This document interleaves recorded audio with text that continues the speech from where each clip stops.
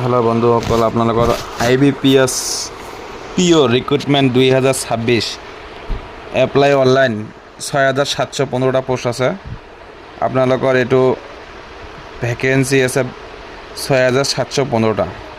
IBPS মানে যিবিলাক bank আছে সবকেইটা বেংক মিলি খালি SBI বাদ দিয়ে যিবিলাক বেংক আছে সেইবিলাক সববিলাক একলগ কৰি এইটো IBPSত সোমাই দিয়ে আৰু তাৰ পৰাই এই ৰিক্ৰুটমেণ্টবিলাক মানে ওলাই যায়। তেনেকুৱা আমাৰ SSC,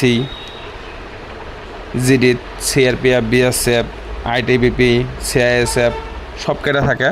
ঠিক এনেকুৱা IBPSৰ যিবিলাক মানে বেংকৰ মানে চাকৰি আছে সববিলাক বেংক মিলি IBPSৰ আণ্ডাৰত সোমাই দিয়ে।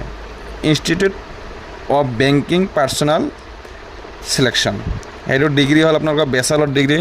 অনলাইন এপ্লাই 850 টকা আপোনালোকৰ অনলাইন ফিজ আছে। এইটো ষ্টাৰ্টিং হৈছে আপোনালোকৰ 1 জুলাই 2026 আৰু 21 জুলাই 2026 আপোনালোকৰ লাষ্ট ডেট। এইটো আপোনালোকৰ পোষ্টটো আছে আপোনালোকৰ PO প্ৰবাশনাৰী অফিচাৰ, আৰু আপোনালোকৰ যিটো আছে যিকোনো এনি বেচেলৰ ডিগ্ৰী হ'লে হৈ যাব। আপোনালোকৰ দৰমহা হ'ব ইয়াতে আপোনালোকৰ কি আছে 48,480 পৰা 85,920 উইথ গ্ৰছ, মানে যিটো মানে আপোনালোকৰ দিয়ে যিবিলাক মানে কমপ্লিট যিবিলাক এলাউন্স আছে কমপ্লিট মিলি হয় এইটো গ্ৰছটো চেলাৰী। আৰু লাউডলি আপোনালোকৰ কি হয় 76,000 কি once dream allowance, house rent থাকে আপোনালোকৰ, আদাৰ বেনিফিট থাকে, সব মিলি 76 আপোনালোকৰ মানে পাব পাৰে এইটো মানে কিবা দৰমহাটো মান্থলি। আৰু আপোনালোকৰ কিবা হয় বস্তুটো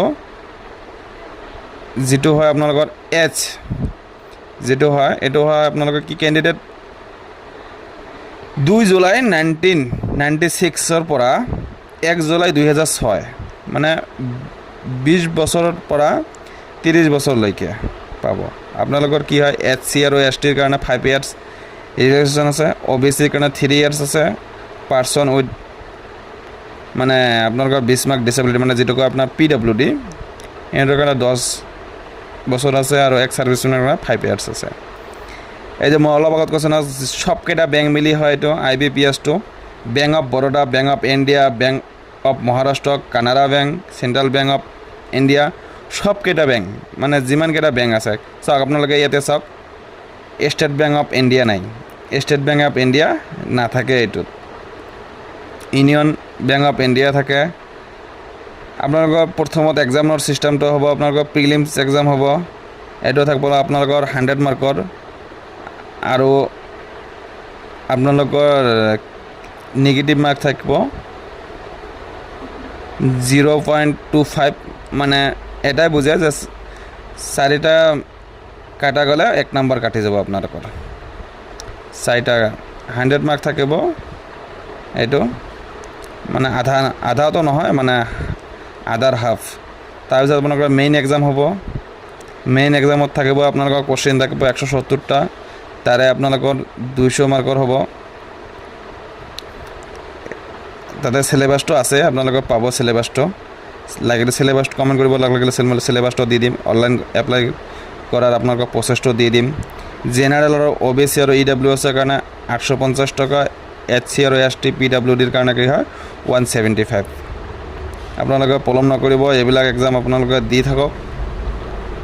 আপোনালোকৰ যিটো মানে প্ৰিলিম এক্সামৰ ডেট দিছে আপোনালোকৰ 22-23 আগষ্টৰ 2026 ভিতৰত হৈ যাব, আৰু মেইন এক্সামটো হ'ব আপোনালোকৰ 4 অক্টোবৰ 2026।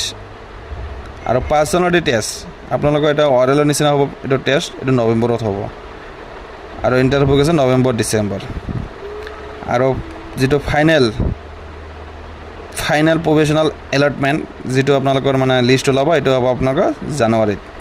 গতিকে আপোনালোকৰ এইটো পোষ্টটো বহুত আছে, আপোনালোকে মিছ নকৰিব, এইটো এপ্লাই কৰি দিব আপোনালোকে।